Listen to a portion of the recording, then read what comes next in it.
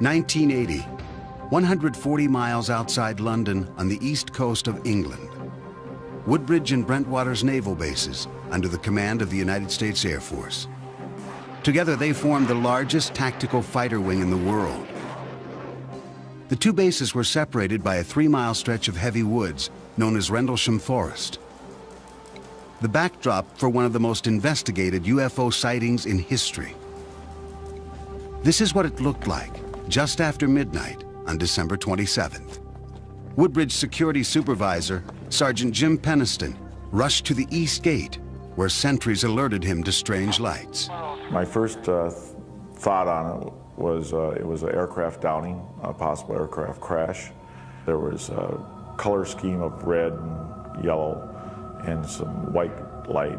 That's the reaction to get with chemicals. Peniston radioed back to the flight supervisor and was given permission to investigate. He and the sentries advanced into the darkness until they stumbled on a sight they could not explain. The air, for example, had a feeling of electricity in it. My feelings at the time ran from confusion to disbelief. I could not understand for the life of me what this could be. The craft itself measured approximately 9 feet by 9 feet, triangular in shape.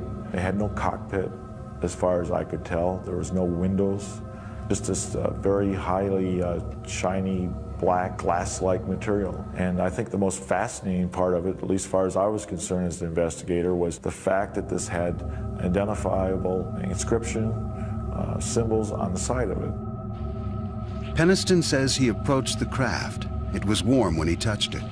Suddenly, it began to move, lifting up silently right before his eyes and disappearing into the night sky. Peniston claims he drew this sketch of the craft at a debriefing the next morning with the deputy base commander, Lieutenant Colonel Charles Halt. The next night, Halt received word that the strange lights had returned. Well, the base commander and I looked at each other quite in disbelief. And I said, well, we both agreed we needed to put this to bed. Eager to debunk the entire affair, Halt collected a Geiger counter, night vision star scope, and a handheld tape recorder. Then, with a few men from the Disaster Preparedness Unit, he drove to the area where Peniston had seen the UFO. Soon, the portable lights they had brought mysteriously flickered and died. Halt, concerned for the safety of his men, ordered several of them back to the east gate. With the rest of his unit, he walked into the forest checking radiation levels. He says they seemed unusually high. Suddenly, off in the distance, Halt spotted a glowing object. This is the actual recording Halt made of his UFO encounter that night. Okay, we're looking at the thing. We're probably about 200 to 300 yards away. It looks like an eye winking at you, and the flash is so bright to the star scope that it almost burns your eye. There's no doubt about it. This is weird. There's something very, very strange. And there we stood. Well, we didn't know quite what to think of that. But when we looked to the north, suddenly there were objects in the sky. And we watched this in awe. Suddenly the object came toward us at high speed. It moved directly toward us. I can't estimate the speed, but it moved very rapidly. Stopped and sent down a pencil-like beam at our feet. And just as fast as the beam appeared, it just clicked off, disappeared. I still have questions as to what happened. I really don't know what it was. I do know it was something strange, something that was controlled by some type of intelligence, and that's about all I really know. 2 weeks later, Halt described the incident in a one-page memo sent to the British Ministry of Defense. The British government never responded to the memo, but word of the encounter spread. 3 years later, UFO researchers pressured the Air Force commander to release the document under the Freedom of Information Act. Well, he released it. And the very next day I got to meet BBC One, BBC Two, ITV, German TV, Japanese TV, every local radio station. They were waiting on my doorstep at home and at the office. It was just unbelievable. News of the Rendlesham incident also generated enormous interest from UFO researchers and skeptics. Here was a case with highly credible witnesses, trained Air Force personnel. Tucson astronomer and retired U.S. Air Force pilot James McGahey is a UFO skeptic who investigated Halt and Peniston's alleged encounter. McGahey insists Halt mistook the beams from a lighthouse 5 miles away for a spacecraft. That object that was winking at him, which is on the tape, is clearly the lighthouse. Now he's looking at the lighthouse, I think, with a starlight scope. Now remember, here comes this beam of light. He's looking at this light with 100,000 times intensity. What it's going to do is it's going to burn out the image in the center, so it's going to become black. And that's what easily explains the beams and these other things. When Halt's tape is played against the flashing from the lighthouse, this seems to be the case. Right in this position here, straight ahead, in between the tree. There it is again. Watch, straight ahead off my flash back there. There it is. Hey, I see it too. I can't explain that. I really don't know. I never gave it any thought. I do know that the whole time we were out there, we could see the lighthouse. And the lighthouse was about 35 or 40 degrees off to our right from where this whole thing took place. Did area radar operators confirm the UFO sighting? Halt says maybe.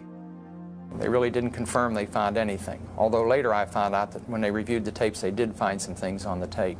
If he has a radar report, I'd like to see it, because I investigated this and I couldn't find one. Skeptics also suggest the Rendlesham UFO might have been a meteor, bright stars, or a Russian satellite that fell out of the sky that night. To me, this is just a case of where a number of people saw some lights, got a little excited, thought about UFOs, and all of a sudden everything they see is a UFO. The first night, it was a combination of a satellite reentry, a meteor fireball, and a police car driving around in the woods. The second night, it turns out to be a lighthouse, some microwave antennas, and some stars in the sky. We had a controlled landing. Apparently, there was no crater. We also had a craft that was able to take back off with absolutely no sound, which tells me high technology, and maneuver back through the tree line, rise over the trees, hover momentarily, and then take off at incredible speed. It's just totally ridiculous to even consider that it was a Russian satellite or a meteor. Impossible. In 1991, believing serious questions were still unanswered, the British government finally responded to the Rendlesham incident. Nick Pope, its top UFO investigator, reopened the case. I've always felt that Rendlesham Forest is a case which displays a lot of important factors all drawn together. You have a multiple witness event. Those witnesses are trained military observers. The Defence Radiological Protection Service had no explanation as to why the radiation readings taken by Colonel Halt's team were so high. Undoubtedly, something very strange had happened there. Pope requested further investigation. The British government said no and closed the file. Perhaps in part due to this fact, Sergeant Peniston arrived at the site at approximately 1 a.m. and re-emerged from Rendlesham Forest after dawn, but can only account for less than an hour of his time. Skeptics question how Peniston could make such an historic discovery and yet not report back to the base for several hours. What we had thought was apparently only maybe an hour's worth of investigation time turned out to be 4 hours. I got a feeling that might have been the adrenaline. We were pumped up at that point in time. What is it that Peniston says he saw and touched that night? To this day, he is perplexed by the entire incident.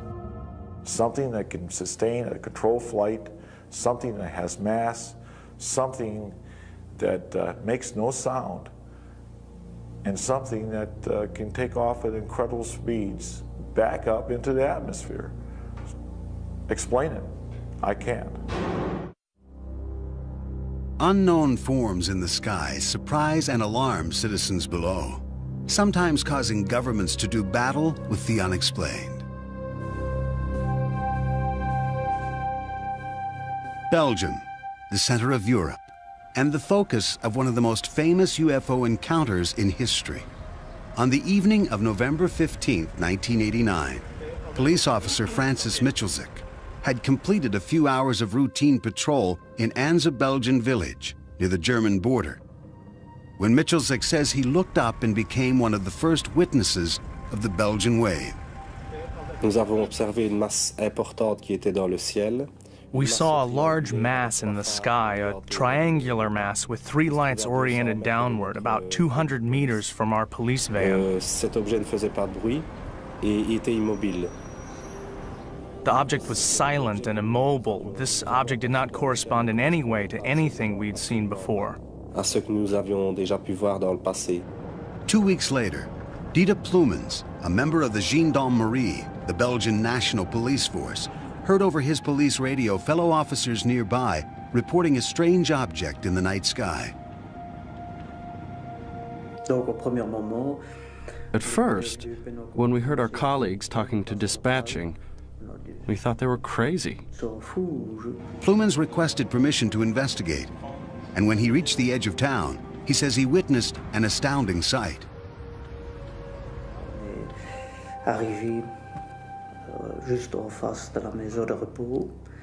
We stopped right in front of the nursing home, and there was an immense object over our heads. The object had 3 lights at its extremities and a blinking red light in the center. At a certain point, I saw a small object leave the large thing, an object which was also flashing, which came straight down and then turned and flew around the back of the nursing home. After that, the large object transformed itself into a single light, and we followed it toward Germany. Belgian radio and TV soon were filled with reports of similar sightings, prompting hundreds of calls to the office of the top UFO research group in Belgium, known by its acronym SOBEPS. Over the next several months, researchers documented more than 800 so-called close encounters. SOBEPS eventually published 2 thick volumes on the Belgian wave. Specific characteristics of the phenomenon were reported by many people. We have hundreds of reports of people who mentioned something below a distance of 100 meters. Then, on March 30th, 1990, the Belgian wave story took a dramatic twist. Near midnight, several police officers called a NATO radar installation with reports of a UFO. Within an hour, that facility and a second radar station were both tracking an unknown flying object.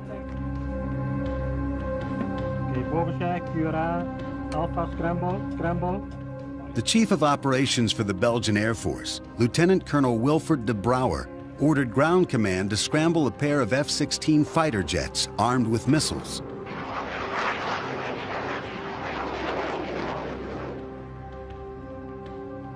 A supersonic high-tech cat-and-mouse game ensued. The jets' radar locked on to their targets 9 times. But with each lock-on, the object drastically changed its position. After an hour, the F-16s lost contact and returned to base. For weeks, the encounter was kept under wraps, but Colonel de Brouwer felt compelled to share what he knew. During an interview with a reporter from one of Europe's most popular magazines, Paris Match, de Brouwer described what happened. The story stopped the presses. Within days, de Brouwer called a news conference and told reporters from around the world what he knew and what he didn't know. This is what the pilots saw on their radar. The UFO appears as a diamond in the center of the screen. What these pilots detected was well outside the normal flying envelope of an airplane. In other words, sometimes they had what we call lock-ons on a target, which gave a parameters varying from speeds between 150 knots till 990 knots. An acceleration which occurred in a few seconds. These speeds would be impossible to tolerate for a human being. Colonel de Brouwer never suggested the mysterious flying craft was from outer space. He only said its speed and rate of acceleration were unexplained. Over the next few months, the sightings became more sporadic, and the Belgian wave came to an end. Did the skies over Belgium become a way station for alien spacecraft? If not, what did thousands of people witness? Physical evidence is the key to proving the existence of UFOs. The Belgian wave, despite hundreds of credible eyewitnesses, has produced only one piece of convincing evidence. This photo, taken by a civilian bystander in the town of Petit-Réchon. The photo was examined by former NASA scientist Richard Haynes, a specialist in vision, optics, and human perception. My analysis of the Petit-Réchon photograph suggests very strongly to me that the object that was photographed does not obey laws of physics as we know them. Second point I would make is it's not a forgery. And finally, I think that there may be some clues in this photograph having to do with propulsion and lift. Belgian scientists and skeptics tried to calm what they considered the UFO hysteria of the Belgian wave. A professor at the Astrophysics Institute at Belgium's prestigious University of Liège, Pierre Mega, decided to put the Petit-Réchon photo to his test. We tried to reproduce this photograph, and we produced this picture, which is well, very close to the original picture. So I think the only way to go ahead and to try to understand more is to do as we did, to analyze the witness report together with the photograph and to see if everything is consistent. And there are so many inconsistencies that it's very hard to believe it's a true picture. I don't see how someone could recreate this down at almost the grain level of the film. It would take a Steven Spielberg kind of a capability to do this in a technical laboratory. The most convincing evidence for the skeptics' position involved the radar lock-ons by the F-16s.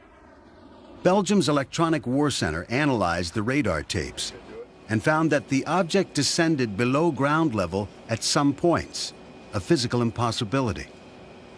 The center concluded that all but one of the radar lock-ons were really caused by electromagnetic interference or unusual atmospheric conditions. Eventually, even SOBEPS agreed. But one major question remains unanswered and unexplained. Experts say that when ground-based and air-based radar track the same object simultaneously, the object is real.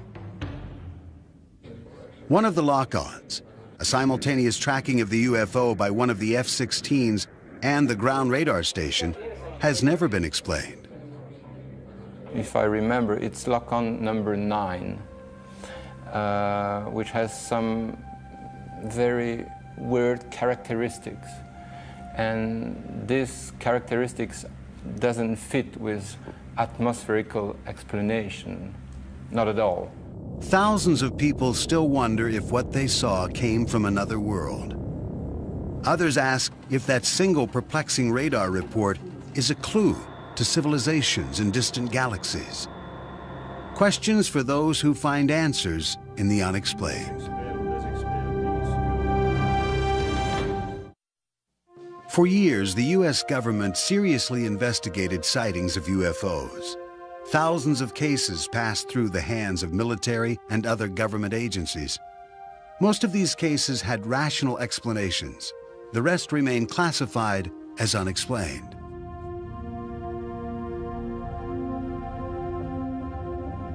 "50-year-old Polish immigrant and amateur geologist Stephen Mahalik looked forward to his weekend getaways alone in the Falcon Lake area, 90 miles east of his home in Winnipeg, Manitoba.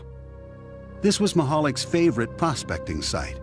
Around noon on May 20th, 1967, as he examined a quartz formation, Mahalik was distracted by some unruly geese. He looked up and was transfixed. He says he saw 2 cigar-shaped objects glowing red in the sky. The following is a recording Mahalik later made of what he saw next. The size, was amazing. And here they're coming down. With speed, I just can't describe it. Amazing speed. Mahalik says one of them stopped, suddenly accelerated, then disappeared. The other landed about 50 yards away. He watched in awe. I hear shh, and I hear a high pitch whistle of running equipment, pumps on high speed. When the tank landed, it was of gray pink color. It's stainless steel and it was pink hot. And I can feel the breeze on my face that thing is hot outside. There was my notebook, there was my pencil, so I sketched this thing. Mahalik claims it was round, about 40 feet long and about 10 feet high. His curiosity took hold and he approached the craft. He examined the outside of it, slowly touching the glowing skin with his gloved hand. It was fiery hot, nearly melting the palm of his rubber glove. Mahalik says the craft rotated, turning its grid-like exhaust vent toward him. Suddenly, the blast of hot gas from the vent knocked him to the ground, setting his shirt and undershirt on fire. The craft suddenly lifted off the ground, according to Mahalik, and soared straight up. He threw his burning shirts to the ground, dazed and in severe pain from burns to his chest and stomach. Mahalik says he wandered around for what seemed like hours before he managed to gather up his supplies. He found his way out of the woods, caught a bus, and later that night arrived back in Winnipeg. Still in pain, he rushed from the bus station to nearby Misericordia Hospital, where he was treated for first-degree burns. Mahalik claimed the blast from the craft had etched a grid-like pattern into his abdomen that matched the pattern on the exhaust vent. The next day, Sunday, he was spirited off to the St. Regis Hotel after convincing the managing editor of Winnipeg's highly regarded daily newspaper, the Winnipeg Tribune, that his extraordinary encounter was real. At that time, I said, okay, as any newsman would have done, draw it. I gave him a piece of paper.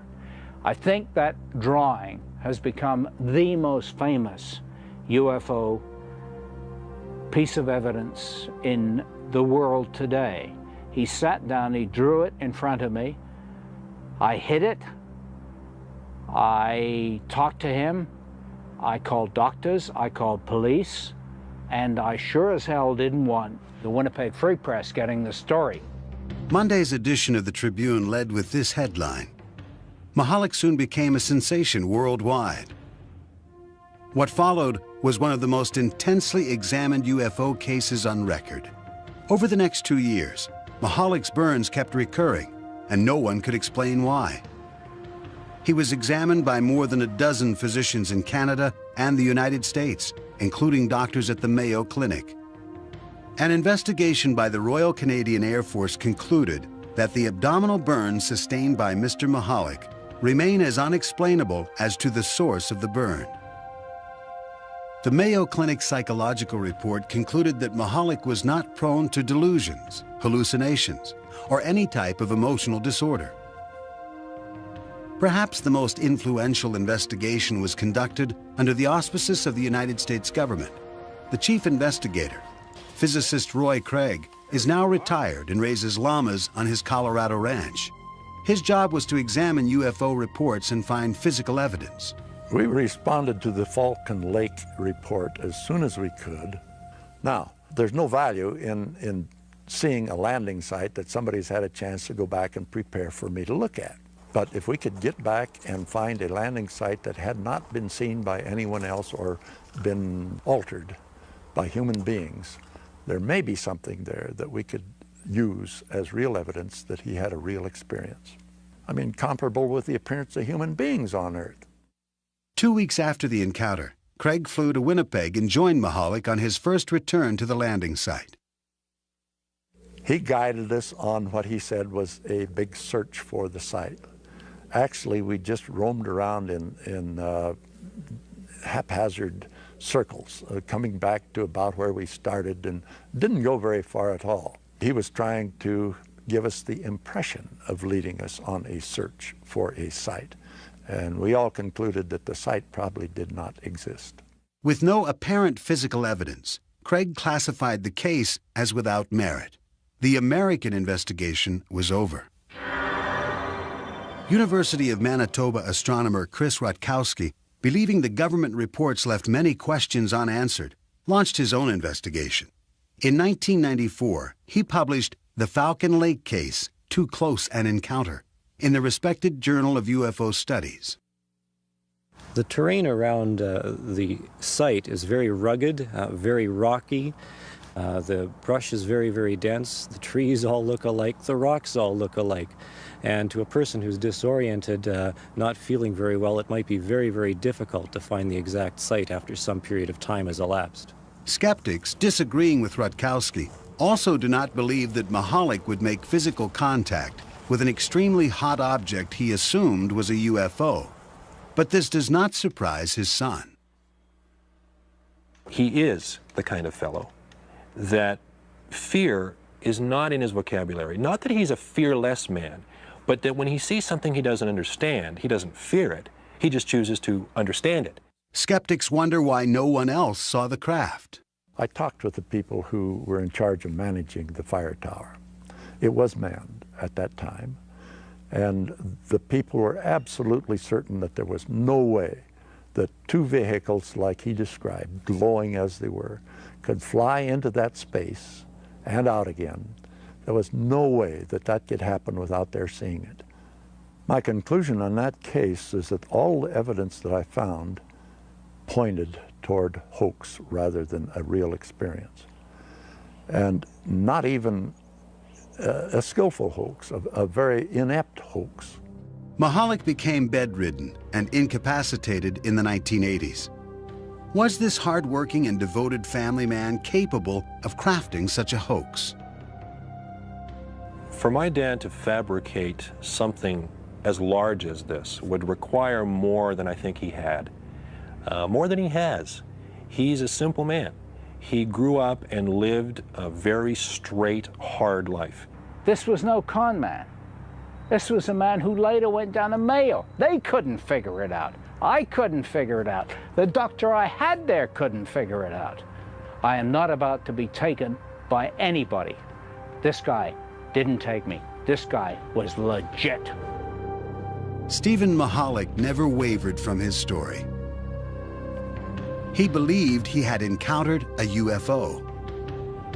Roy Craig and the U.S. government disagreed, but they never classified the case as solved. The official report lists Mahalik's sighting as unexplained. In the past, the U.S. government routinely took a keen interest in reports of UFOs. Now, it denies any investigative role, leaving only questions for witnesses of close encounters with the unexplained. On the night of March 8, 1994, something strange was sighted in the skies over Holland, Michigan, on the southeastern shore of Lake Michigan. Witnesses were startled and called police. There were at least 4 lights, and they were all flashing like okay, they were the sequence. It was a kind of like a V. There was like probably 4 or 5 lights, and they were all flashing right in a row from the top all the way down to the bottom. The lights hovered over the outskirts of town near the home of Holly and Daryl Graves. Their 15-year-old son, Joey, was sitting in the living room watching TV. Out of the corner of my eye, I saw a light, and I looked out the window, and there was a round circle of light. I called my parents in, and they were sleeping. They didn't know what was going on, and my mom, she called 911 to get a cop or someone out here to look at it. 911. We were just wondering, have you heard anything about these lights that are flickering up here? It's different. I've never seen anything like it. Okay, we'll have somebody check it out. It looked like a sphere. The lights were really weird because they changed, but they kind of faded into a different color, so it wasn't like regular lights. So it was kind of weird. We watched it up to about a half hour, just slowly moving south. We were just in awe, I think, about the whole thing. There was no noise. It was very peaceful out. We just stood there and watched this object. At that moment, Officer Veldhuis pulled in the driveway. What I saw were 2 bright lights. Their movement was something that really caught my attention. Their speed accelerated, and then it slowed down again. And I decided to have our 911 dispatcher contact a radar operator in Muskegon, Michigan. It was a clear night. It was about 10 p.m. I was alone on duty, and we had a call from the central dispatcher in Ottawa County, which is quite common for the police department to call us whenever they have any type of weather questions. Weather Service, Muskegon. Hi, Muskegon. This is Ottawa County 911 calling. You getting anything weird down in the southern Ottawa County area? Bouchon checked his radar for any images, what radar operators call returns. I'm seeing 3 of those. They're very strong. These are huge returns. I've never seen anything like this. Not even when I'm doing storms. This is really weird. These are bigger than planes. They're about over the center of Lake Michigan, 3 of them in a triangle. What was extraordinary about this case was that radar apparently detected the object at the same time witnesses saw it. It is a level of confirmation rarely achieved in reported UFO sightings. Airplanes look like they're moving. These were just sitting still. And then a few minutes later, they would disappear from one spot and show up somewhere else. I really didn't know what it was. Strange lights in the night sky, moving at otherworldly speed. The image confirmed on a radar screen. Was this finally convincing evidence of a technology far beyond our own? Had alien spacecraft paid a visit to Holland, Michigan? There was no explanation for these sightings. A reporter for the Muskegon Chronicle, Michael Walsh, decided to investigate for himself. He too found the story remarkable. We've had past articles where people have reported some strange phenomena, especially at this time of year. But not once did we ever have any dual confirmations, visual plus the radar. Others began looking into the incident, fascinated by the radar confirmation. A professor of natural sciences and, at the same time, the editor of the Journal of UFO Studies, UFO researcher Michael Swords met with radar operator Jack Bouchon. We went into the radar room. This young fellow really knew how to use the equipment. He would show us the difference between a hard count of something like an airliner and a soft response of something like a storm cloud. And it was obvious this was an extremely competent operator. Skeptics point out that Bouchon was still a Weather Service intern at the time of the sighting. California engineer and skeptic Robert Schaefer thinks he can explain what the images really were. The National Weather Service says that they tracked the number of objects over Lake Michigan, but of course not everything that turns up on radar is a solid object. Radar is subjected to mirage conditions of various kinds.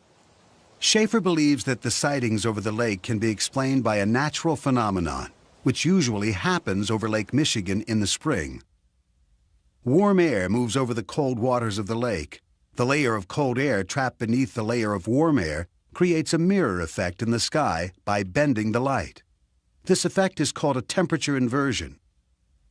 One of the best-known investigators of UFO sightings, Philip J. Klass, is a technical journalist for Aviation Week in Space Technology and an expert on radar systems. Ground radar, especially during temperature inversion conditions, the rays can be, instead of going straight out, they can be bent downwards, so where you get echoes from the ground. We're trained to know the difference between temperature inversions and, for instance, precipitation, because they appear to be the same thing. Klass says that since Bouchon was using old linear radar, not the newer Doppler radar, the images were probably atmospheric tricks. It is a weather radar. It is not designed, especially, to detect metal objects or aircraft. These returns were not only hard returns, but they showed up in this geometric pattern.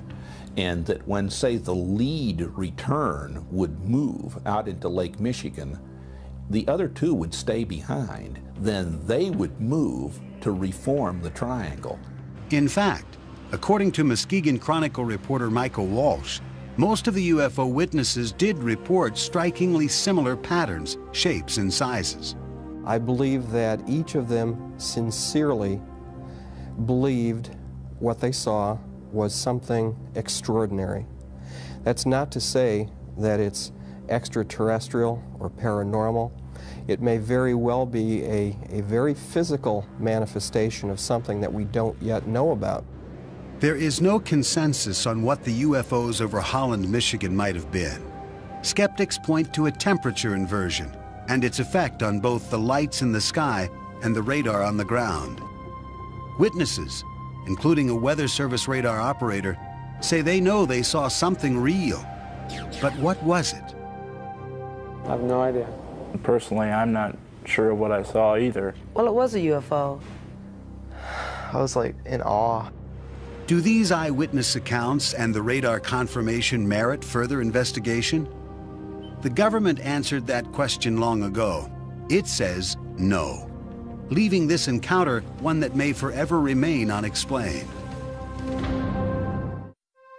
Since the 1940s, believers in the unexplained have charged the U.S. government with conspiracy and cover-up.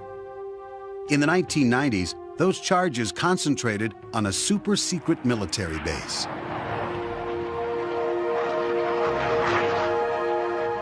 In the heart of the desert, on the outskirts of Las Vegas, sits Nellis Air Force Base.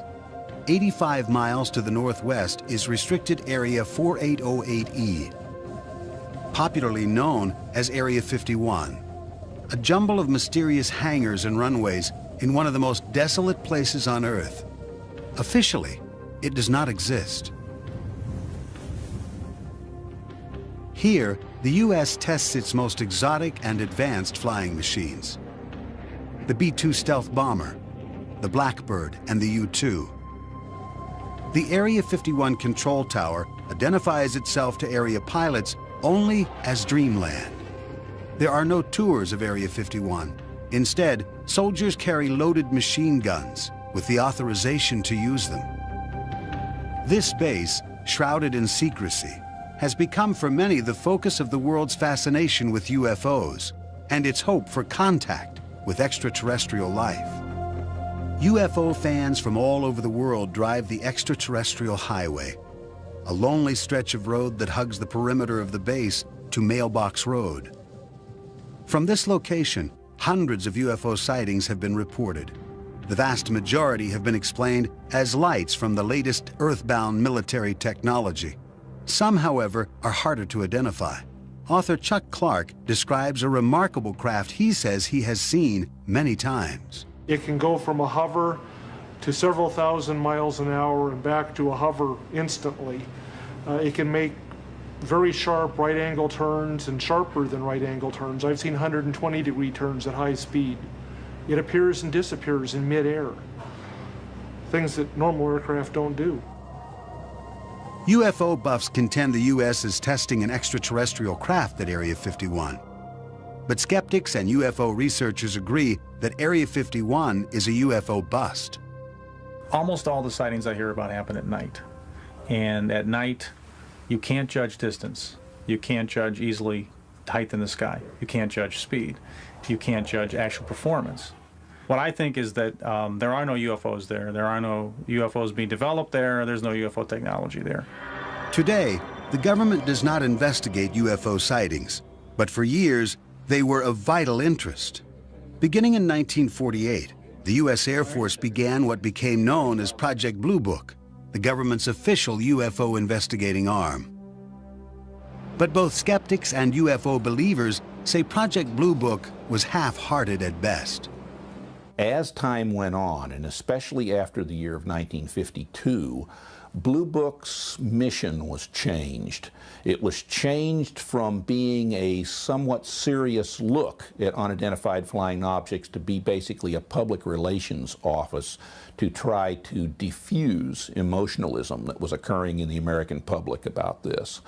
So, because this was a rather unsatisfying task to the people at Wright-Patterson Air Force Base, they tried rather continuously from the mid-50s onward to get rid of this task.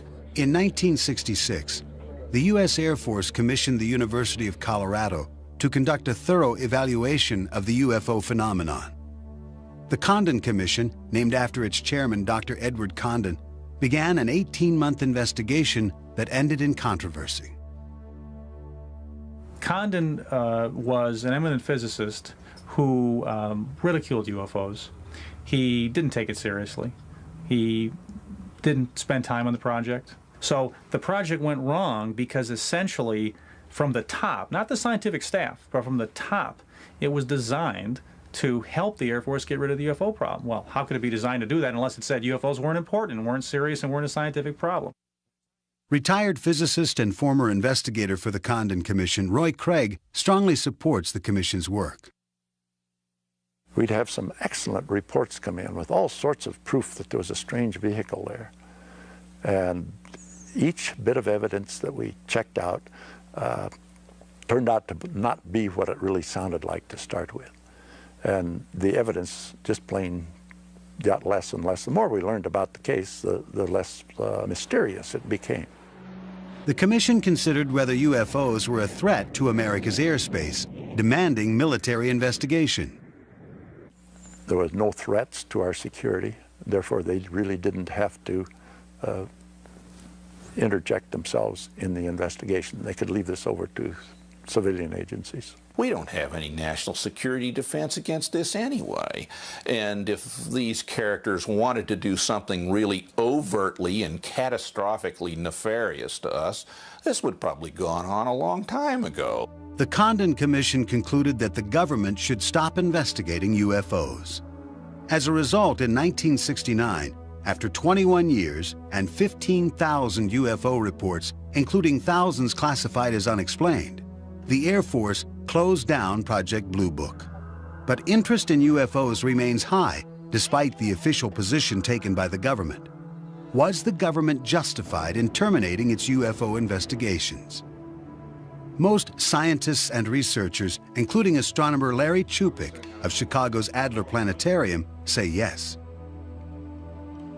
We don't find that the stories of aliens in some government hangar are true. We don't find pieces of spacecraft. I think when people look at the sky and they don't know what they're seeing, they tend to think of unusual things. And they've heard reports. So reports can stimulate them to make their mind see something they're not really seeing. I don't reject the idea that there are flying saucers on Earth from elsewhere on the basis that has always been given that our universe is so vast that they couldn't get here, and therefore they aren't here. We could not, because of our ignorance of our universe, say that other beings could not be here. I think it's arrogance to make that kind of statement on the basis of our current scientific knowledge. But that doesn't mean that I think they are here. I don't believe we've been visited by extraterrestrials. I haven't seen the evidence for it yet. So we say the question is very much open and should be studied carefully. For 30 years, I've been looking. I have yet to find a single piece of scientifically credible evidence to indicate that we have alien visitors. All we have are unexplained cases. Have we been visited by extraterrestrials? Could the elusive evidence be found in a small number of mysterious reports that defy explanation? Almost all of them turn out to be things we as scientists can identify, even though most people couldn't. Now, those last few are always questionable because neither we nor the observers know what they are. These are the unexplained. People will always stare at the sky and wonder about its mysterious images. They then will turn to their leaders for answers. The leaders turn to science. In the end, people have a choice. Accept the answers of science or embrace what lies in the vast reaches of the unexplained.